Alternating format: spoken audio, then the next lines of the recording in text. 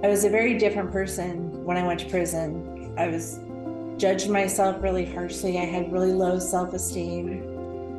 I felt like I was a victim of my circumstances. I had a really hard time taking responsibility for anything. And after Freedom to Choose and after I started doing the work, I really turned into a person who rebuilt her foundation, and I rebuilt it on truth.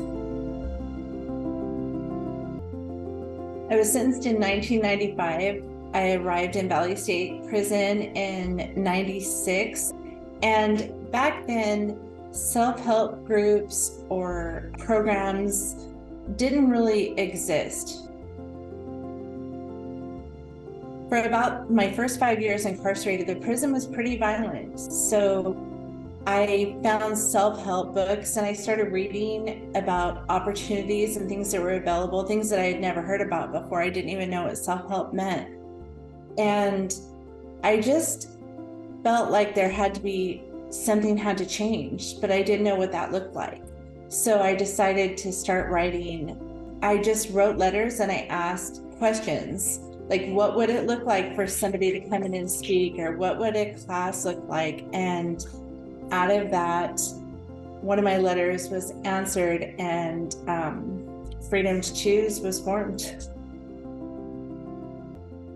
When all the volunteers showed up, I just couldn't believe it.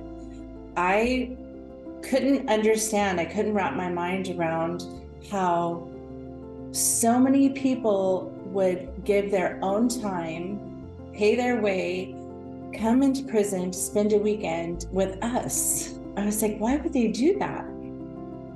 It was just an overwhelming sense of, here are all these people and they're happy to see me. They're happy to see us. I really felt loved. I felt accepted. I felt honored. It changed my life. I have since then spent the past 20 years giving back to my community. And I wasn't the type of person when I first came to prison that would ever think about being of service to anybody. It's changed my entire life, and it's actually shifted my family, because now I have my next generation, my little granddaughter who's growing up, and she aspires to be a helper of people. And that's what she wants to be when she grows up. My big dream would be for us to move into the juvenile halls and the continuation schools and put a stop to our juveniles repeating this cycle, and introduce these skills to them so that they will have skills to cope and deal with things that are happening in their lives.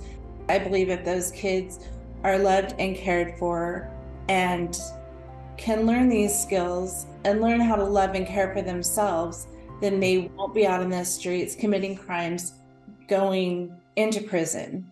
And that will stop a huge portion of people going there, and it will help rebuild our communities, especially because we all know that those of us who do Freedom to Choose for long periods of time, we love being of service. So I could potentially see those children changing the world.